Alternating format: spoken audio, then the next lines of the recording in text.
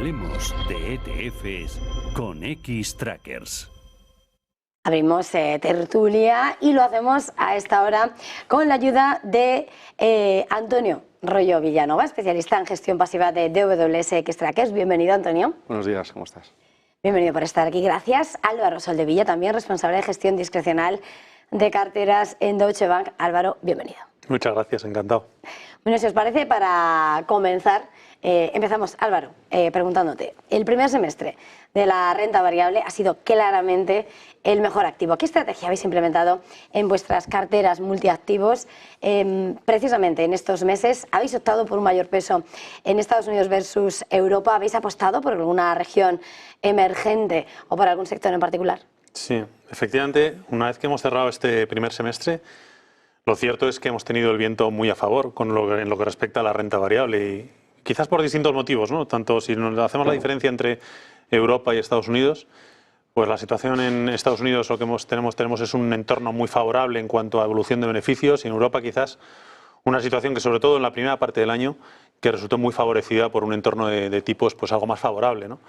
En este entorno lo cierto es que yo creo que es muy claro que la estrategia ha sido una estrategia muy positiva el de tener cierta exposición a renta variable. Por nuestra parte, durante todo el periodo pues nos hemos mantenido con una exposición relativamente alta en renta variable, especialmente en desarrollados, no tanto en emergentes, que en lo que respecta a nuestra exposición a países emergentes nos hemos mantenido relativamente cautos, sobre todo en la primera parte del año, hasta el mes de marzo, abril. A partir del mes de abril pues hemos neutralizado esta posición, pero sí, efectivamente, durante toda esta primera mitad del año pues hemos mantenido un posicionamiento razonablemente favorable y así lo estamos manteniendo para los próximos meses y especialmente en desarrollados, concretamente en Estados Unidos más que en Europa, que quizás está con más ruido, sobre todo por la inestabilidad política.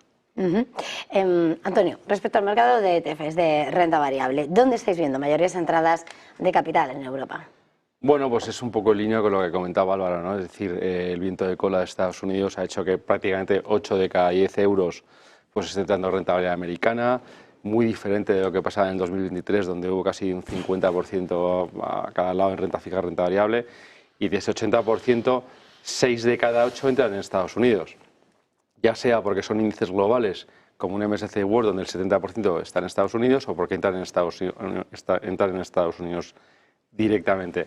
La renta fija pues es la que menos entrada está teniendo, en torno a un 15%, y mercado monetario en torno pues es un 6 o un 7%.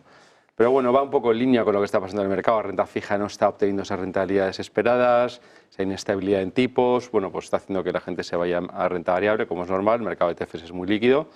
Y bueno, por sectores, pues eso, entrando en tecnología, como no puede ser de otra manera, y estamos viendo salidas un poco en financieras, por ejemplo. Bueno, ya que hablábamos de renta fija, Álvaro, desde Deutsche Bank, la renta fija no está obteniendo esas rentabilidades esperadas. ¿Cuál ha sido el mejor activo en vuestra cartera? ¿Y habéis aumentado la duración en algún activo aprovechando esas cifras más altas en aras de mayores rentabilidades futuras? Sí, así es. Y de hecho, en contraste con lo que ocurría con la renta variable, lo cierto es que el contexto y el escenario para renta fija ha sido mucho más complejo. O sea, al final hemos vivido en un momento en el que hemos tenido que ajustarnos a un cambio en las previsiones de bajadas de tipos de interés y eso se ha venido reflejando en un contexto pues complicado para la renta fija y sobre todo para la renta fija que podemos decir de más calidad o de los activos más refugio, ¿no? De esta manera yo creo que es importante mirar para adelante y de ahora, de este punto para los próximos 12, 18, 24 meses, y nosotros lo que seguimos considerando es que en algunos segmentos de renta fija, sobre todo de cara a los próximos meses, teniendo en cuenta que estos tipos de interés quizás no van a bajar con la misma rapidez y magnitud con la que se podía esperar hace unos meses, pero en cualquier caso estamos en un contexto de bajadas de tipos de interés. Por eso creemos que renta fija corporativa a grado de inversión sigue siendo el segmento dentro de la renta fija donde seguimos manteniéndonos más positivos, ¿no? Y es un poco el planteamiento que estamos haciendo y la estrategia que vamos a mantener para los próximos meses. Poner el foco en esa renta fija corporativa a grado de inversión y con duraciones gradualmente que se han ido incrementando hasta niveles que actualmente pues estamos muy próximos a lo que serían los niveles de referencia por encima de los 4 años de duración. Si pasamos ahora a detenernos, si os parece, en esa macro, en esa micro. Antonio, la política de los bancos centrales este año mega electoral y las tensiones geopolíticas siguen ocupando todos los titulares. ¿Qué esperáis en términos de esas bajadas de tipos, inflación y crecimiento para los próximos meses? Bueno, las tensiones geopolíticas siguen estando ahí. Hay que recordar que en el último trimestre Irán atacó a Israel y no tuvo mucho efecto. Ha tenido más efecto los adelantos electorales, como bien decías, sobre todo en Francia, ¿no? Esa bajada del CAC del 6% y un aumento de spreads, y que hoy todavía seguimos sufriendo porque no acaban de formar gobierno. Y en Estados Unidos ese debate que parece que va a proponer un nuevo candidato demócrata, o eso es lo que apunta la prensa. Bueno, pues ha hecho que todo se mueva, pero tiene el mercado pensando, pero no ha tenido tanto efecto, ¿no? Seguimos con las tensiones entre China y Estados Unidos, lo de siempre. A lo mejor destacar que lo que en el mercado ha suscitado más interés han sido los resultados de una compañía tecnológica, prácticamente está tirando todo el mercado americano. Pero bueno, en términos de bajadas de tipos, ya el BCE ya ha bajado, esperamos 2 bajadas más hasta el 2025, hasta diciembre de 2024, y no más. Y en Estados Unidos, 1 en diciembre y 3 hasta junio de 2025. Los bancos centrales están en un modo de, oye, quiero afectar a la demanda, pero quiero controlar la inflación, con lo cual no están en ese modo de saltar para recuperar o intentar paliar una situación conflictiva. Y en términos de crecimiento, pues en Europa 0,7, 1,1 para el año que viene, en Estados Unidos en torno al 2, 1,6, es decir, ahí este crecimiento viene un poco por que la inflación realmente baje y los tipos, pues el mercado ve un poco de visibilidad en la bajada de tipos de interés. Decía Antonio, ¿no? Solo hay una compañía que tira casi del SP500. Si hablamos de esas magníficas, Álvaro, las 7 magníficas cada vez tienen un mayor peso en los índices. ¿Cómo gestionáis este entorno de mayor concentración, no solo en Estados Unidos, sino también en Europa? ¿Y en qué índices creéis que pueden tener una mejor evolución en los próximos meses? Sí, y efectivamente es un hecho que para nosotros, los gestores de carteras, nos hace la vida mucho más difícil. Porque, lógicamente, en un entorno en el que hay en esa extraordinaria concentración en un número tan pequeño de compañías, pues el hecho de tener o no tener alguna de estas, pues hace que marca la diferencia en el resultado de una cartera, ¿no? En cualquier caso, lo cierto es que, en términos generales, un poco en línea a lo que decía Antonio, en este contexto, pues parece que la situación sigue siendo favorable para las grandes compañías. Estamos en un contexto de crecimiento, una inflación más sostenida, unos tipos de interés que gradualmente irán bajando, y en esta situación, y aunque las valoraciones sean muy exigentes, creemos que el entorno general sigue siendo positivo, sin despreciar el hecho de que esta disparidad, esta divergencia que hay entre las pequeñas o medianas frente a esas 7 magníficas o las grandes compañías, hace que no descartamos el considerar la oportunidad o la conveniencia de incorporar en las carteras compañías de un tamaño más mediano, precisamente porque, aunque solo sea por el mero hecho de la reversión a la media, pues esto en un plazo razonable podríamos ver una recuperación de estas compañías más medianas, y por lo tanto creo que eso es algo que hay que meterlo siempre en la ecuación. Por lo tanto, el entorno sigue siendo favorable, pero en cualquier caso, a la hora de una construcción de una cartera, no hay que despreciar la oportunidad que puede surgir en compañías más medianas. Antonio, por aquí, desde XX, ¿la renta fija debería desempeñar un papel importante en el medio y largo plazo en la cartera? ¿Qué clases de activos creéis que van a obtener una mejor rentabilidad en los próximos meses? ¿Bonos de alta calidad crediticia o de alto rendimiento? Bueno, la renta fija, como decía Álvaro, pues no ha empezado ese año tan bollante. Esperábamos 5 o 6 bajadas de tipos a principios de año, ahora estamos en 1 o 2. Está claro que bueno, pues, el mercado se lo ha tomado un poco con cautela, ¿no? Lo que sí que tenemos claro es que estamos en un entorno de bajada de tipos y, por tanto, vemos una normalización de las curvas, es decir, vemos una mayor pendiente. Por tanto, estamos positivos en gobiernos cautos, pero sobre todo en el tramo de 2 a 5. Yo creo que es el tramo que hay que moverse porque los tipos largos van a seguir largos. Y en línea con lo que decía Álvaro, estamos muy positivos en lo que vemos alta calidad crediticia o investment grade en Europa, ¿no?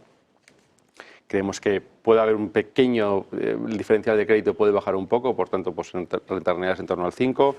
En cambio, el high yield no estamos tan positivos, la TIR está al 7 y la rentabilidad total esperada es en torno al 4,5, por tanto, creemos que los spreads van a subir.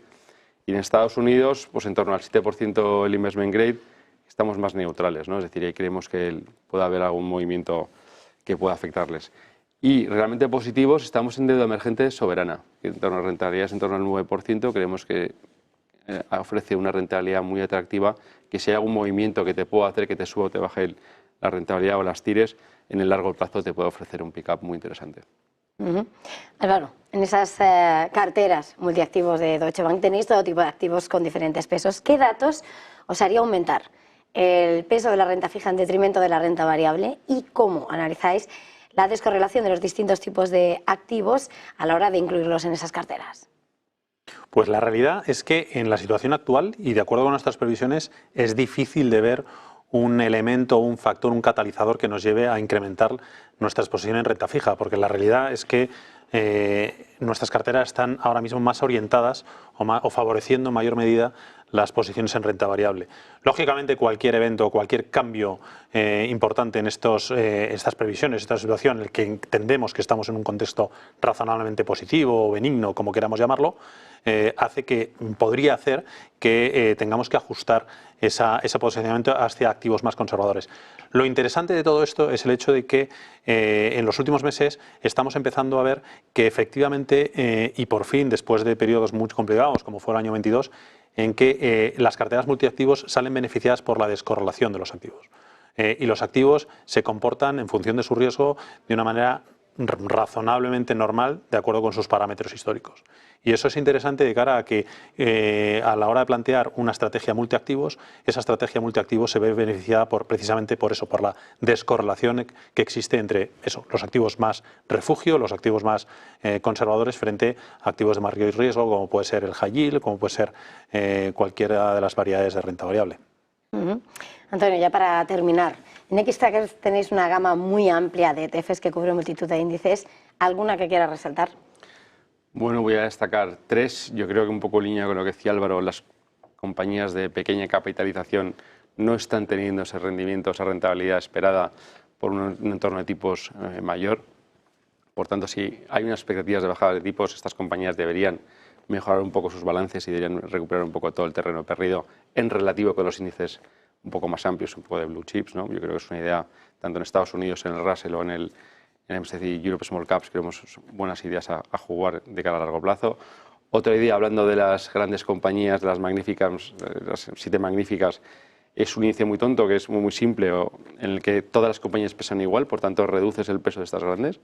Tienes más exposición al sector industrial, financiero, como es algo un equal weight, y yo creo que es una idea interesante a aplicar para aquellos inversores que no acaben de ver entrar porque les parece caro, porque está muy alto.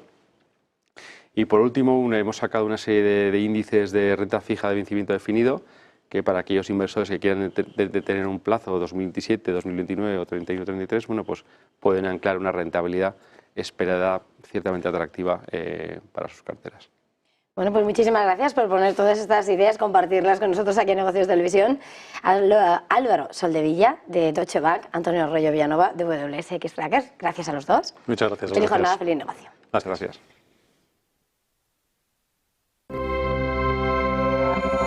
Hablemos de ETFs con Xtrackers.